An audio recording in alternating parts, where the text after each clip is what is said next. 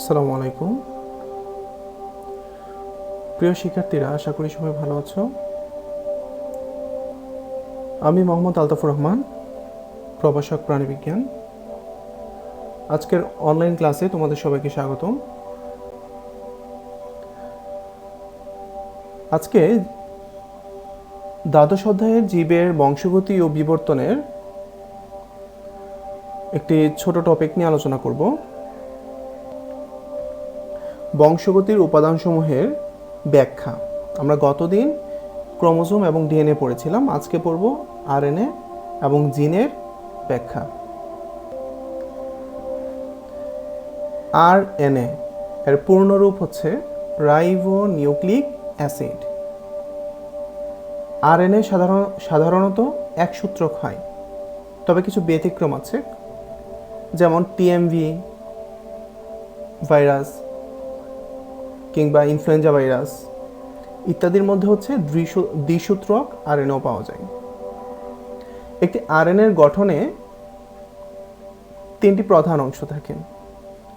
5 carbon বিশিষ্ট ribose শর্করা থাকবে, অজৈব ফসফেট থাকবে এবং নাইট্রোজেন বেস বা ক্ষারক থাকবে। তাহলে 3টি অংশ: রাইবোজ শর্করা, অজৈব ফসফেট এবং নাইট্রোজেন ক্ষারক বা নাইট্রোজেন বেস। এখানে নাইট্রোজেন ক্ষারক হিসেবে থাকে অ্যাডিনিন, গুয়ানিন, সাইটোসিন ও ইউরাসিল। ডিএনএ এবং আরএনএর গঠনের মধ্যে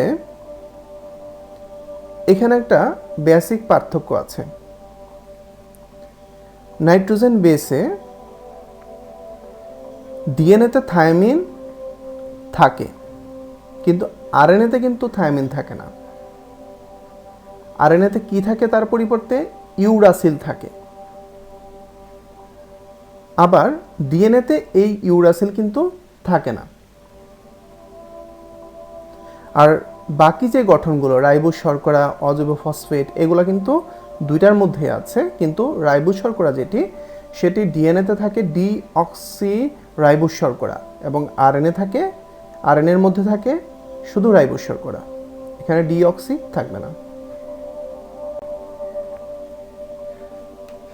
এবং এই আরএনএটি বংশগতির বস্তু হিসেবে অনেকগুলো জীবের মধ্যে কাজ করে থাকে। পরবর্তী অংশ জিন। জীবের সকল বৈশিষ্ট্য নিয়ন্ত্রণকারী এককের নাম হচ্ছে জিন। জিনগুলো ক্রোমোজোমের উপর অবস্থিত এবং ক্রোমোজোমের যে নির্দিষ্ট অংশে জিনটি থাকে সে নির্দিষ্ট স্থানটিকে বলা হয় লোকাস। মানুষের জিনোমে প্রোটিন তৈরি করে এমন জিনের সংখ্যা প্রায় 19,000। জিনোম বলতে আমাদের মানুষের শুক্রাণু বা ডিম্বাণু মধ্যে একটি শুক্রাণু বা একটি ডিম্বাণুর মধ্যে ক্রোমোজোমে যতগুলো জিন বিদ্যমান সবগুলোকে সমষ্টিগতভাবে জিনোম বলা হয়। তার মানে একটা ডিম্বাণু বা একটি শুক্রাণুর মধ্যে ক্রোমোজোমে যে পরিমাণ জিন আছে সবগুলোকে একত্রে জিনোম বলা হয়। আর এই যে জিনগুলো আছে তারা কিন্তু প্রোটিন তৈরি করে বিভিন্ন ধরনের, আমাদের যেগুলো বৈশিষ্ট্য নিয়ন্ত্রণ করছে সেগুলোর জন্য প্রোটিন তৈরি করে।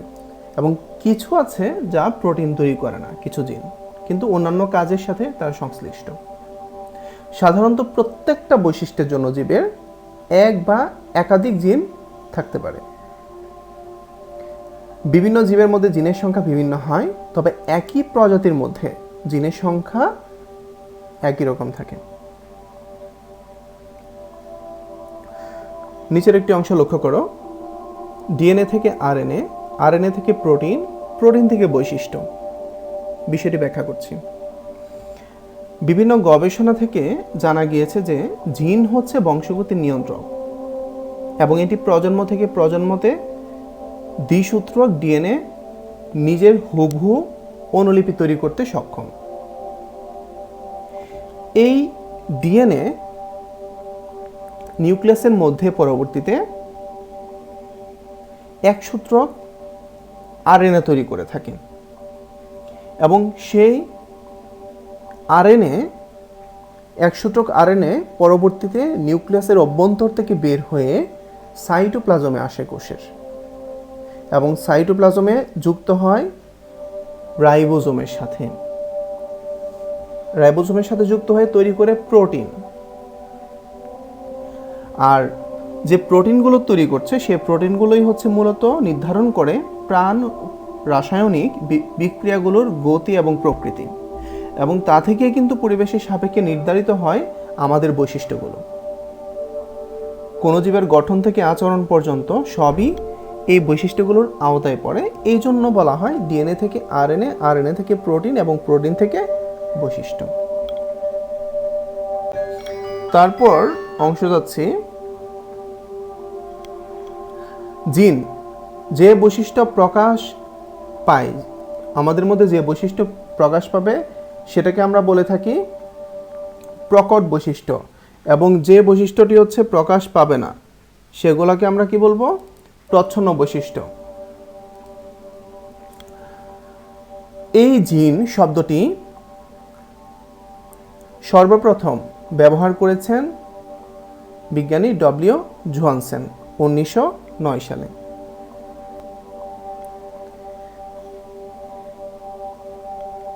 মেন্ডেল এই জিন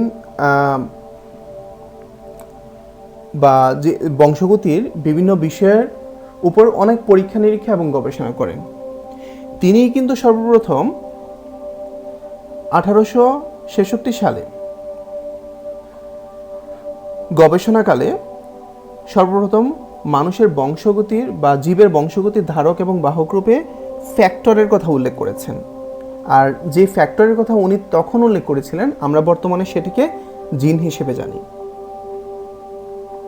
এই জন্যই কিন্তু গ্রেগর জোহান মেন্ডেলকে বলা হয়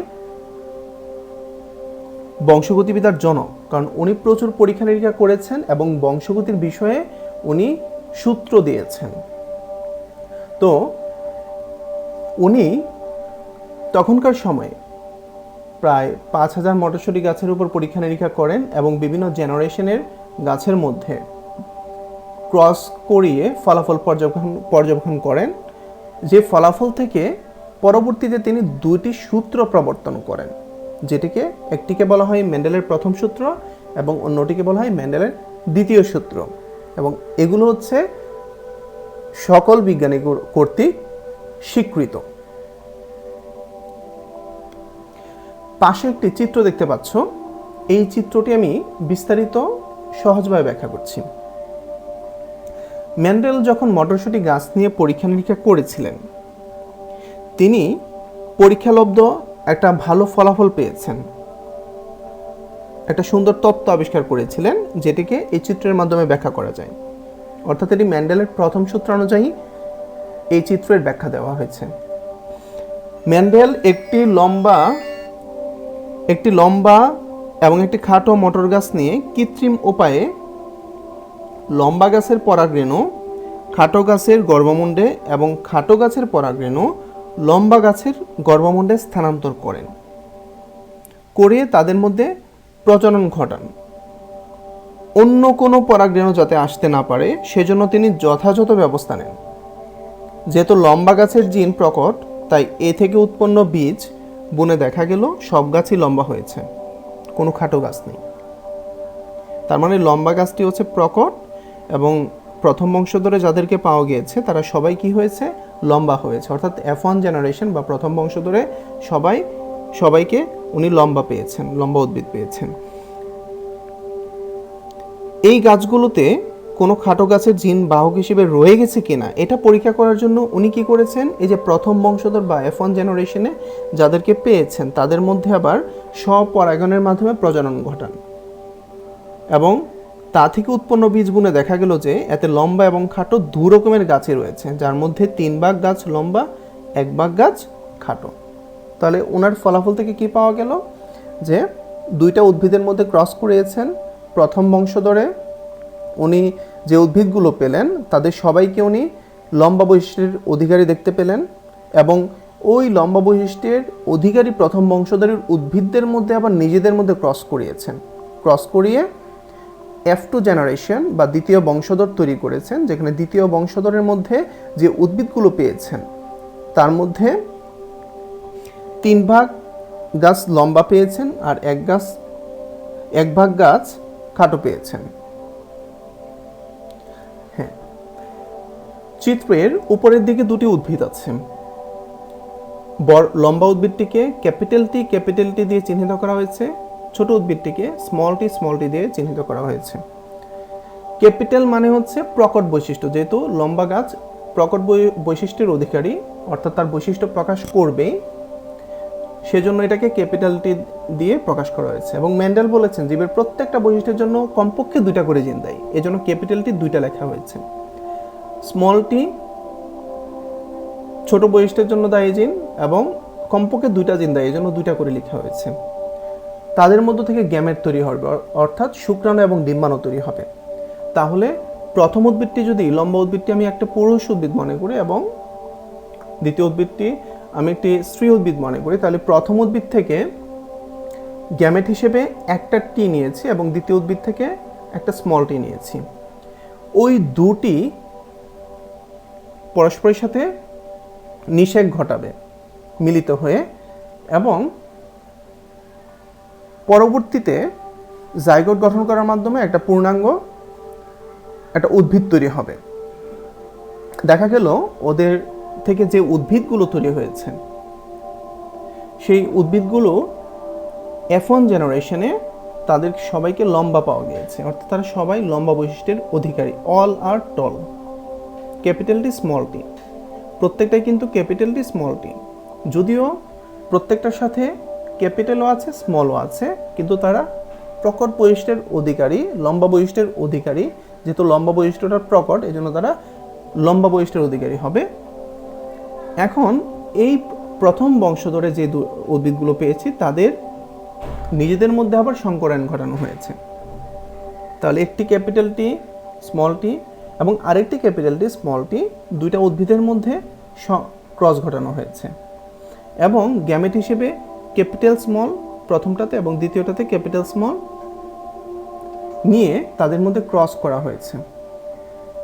তাহলে এখন শুক্রাণু এবং ডিম্বাণু পরস্পর মিলিত হয়ে নিচে 4টি উদ্ভিদ তৈরি করেছে, যার প্রথমটি ক্যাপিটাল টি মানে লম্বার জন্য দায়ী জিন, দ্বিতীয়টি ক্যাপিটাল টি স্মল টি, যেহেতু ক্যাপিটাল টি আছে তার মানে এটা অবশ্যই লম্বার জন্য দায়ী জিন, তার মানে লম্বা উদ্ভিদ। তৃতীয়টি ক্যাপিটাল টি স্মল টি, যেহেতু লম্বার জন্য দায়ী জিন ক্যাপিটাল টি আছে, অবশ্যই এটা লম্বা বৈশিষ্ট্যের অধিকারী উদ্ভিদ হবে। এবং চতুর্থর মধ্যে লম্বা বৈশিষ্ট্যের অধিকারী কোনো জিন নেই, অর্থাৎ ক্যাপিটাল টি এখানে নেই, যেহেতু স্মল টি অর্থাৎ খাটো বৈশিষ্ট্যের অধিকারী জিন এখানে আছে, তার মানে এটা কি হবে, খাটো উদ্ভিদ হবে। অর্থাৎ এখানে ক্যাপিটাল টি বা স্মল টি এই জিনিসগুলো দিয়ে বোঝানো হয় জিনোটাইপ। জিনোটাইপ মানে হচ্ছে জিনের গঠনকে জিনোটাইপ বলা হয়, আর ফিনোটাইপ হচ্ছে এই জিনের গঠনের জন্য তাদের মধ্যে যে বৈশিষ্ট্য বাইরে থেকে প্রকাশিত হয়েছে, খাটো হয়েছে নাকি লম্বা হয়েছে, এই জিনিসগুলোকে বোঝানো হয় ফিনোটাইপ হিসেবে। তার মানে ফিনোটাইপ হিসেবে এখানে 3টি উদ্ভিদ লম্বা পাওয়া গিয়েছে এবং একটি উদ্ভিদ খাটো পাওয়া গিয়েছে। জিনিসটা করে বোঝায়। F1 জনর যে 2টা উদ্ভিদ পেয়েছিলাম, দেখো প্রথমটি পুরুষ, একটি চিহ্ন দেওয়া হয়েছে উপরের দিকে তীর চিহ্নের মতো, ক্যাপিটাল টি স্মল টি দেখানো হয়েছে এবং ক্রস। দ্বিতীয়টি হচ্ছে ক্যাপিটাল টি স্মল টি, নিচের দিকে একটু প্লাস চিহ্ন দেওয়া আছে, এটা হচ্ছে স্ত্রী বৈশিষ্ট্যের জন্য জীববিজ্ঞানে ব্যবহার করা হয়। তাহলে এই দুইটার মধ্যে ক্রস করার যখন করলাম তখন তাদের মধ্যে প্রত্যেককে কি করবে, গ্যামেট তৈরি করবে। তাহলে প্রথমটি গ্যামেট তৈরি করলো ক্যাপিটাল টি স্মল টি, দ্বিতীয়টি তৈরি করলো ক্যাপিটাল টি স্মল টি। এই গ্যামেটগুলা এখন তাদের মধ্যে নিজেদের মধ্যে কি করবে, নিজেদের মধ্যে হচ্ছে নিষেক ঘটানোর মাধ্যমে নতুন উদ্ভিদ তৈরি করবে। তাহলে দেখো F2 জোনতে গিয়ে কি করেছে, তারা প্রথমটি থেকে ক্যাপিটাল টি একটা গিয়েছে, আরেকটি ক্যাপিটালের সাথে যুক্ত হয়েছে, তার মানে নিচের দিকে দেখো ক্যাপিটাল টি, দুটি ক্যাপিটাল টি একসাথে হওয়ার ফলে ক্যাপিটাল টি তৈরি হয়েছে। পাশের স্মল টিতে একটা ক্যাপিটাল টি গিয়েছে, যার ফলে নিচে দেখো ক্যাপিটাল টি স্মল টি হয়েছে। তারপর স্মল টি একটা গিয়েছে ক্যাপিটাল টির সাথে, তার মানে নিচে দেখো ক্যাপিটাল টি স্মল টি এবং আরেকটি স্মল টি গিয়েছে ক্যাপিটাল টির সাথে, নিচে দেখ আরেকটা স্মল টি গিয়েছে স্মল টির সাথে, এই জন্য নিচে হয়েছে স্মল টি। অর্থাৎ এখানে ক্যাপিটাল টি প্রায় 3টার মধ্যে আছে, এই জন্য 3টে হচ্ছে লম্বা উদ্ভিদ হবে, এবং চতুর্থটি শুধু স্মল টি, অর্থাৎ এর মধ্যে লম্বা বৈশিষ্ট্যের অধিকারী কোনো জিন নেই বিদায় ও খাটো বৈশিষ্ট্যের জিন বহন করছে, এই জন্য খাটো বৈশিষ্ট্যটি প্রচ্ছন্ন হওয়া সত্ত্বেও তখন সে প্রকাশ করতে পারবে বৈশিষ্ট্য। কিন্তু খাটো বৈশিষ্ট্য প্রকট বৈশিষ্ট্য থাকাকালে, প্রকট বৈশিষ্ট্যের জিন থাকাকালে কখনোই প্রকাশিত হবে না। এই জন্য চতুর্থ বৈশিষ্ট্যের মধ্যে ক্যাপিটালটি না থাকার ফলে সে তার খাটো বৈশিষ্ট্যটি প্রকাশ করতে সক্ষম হয়েছে।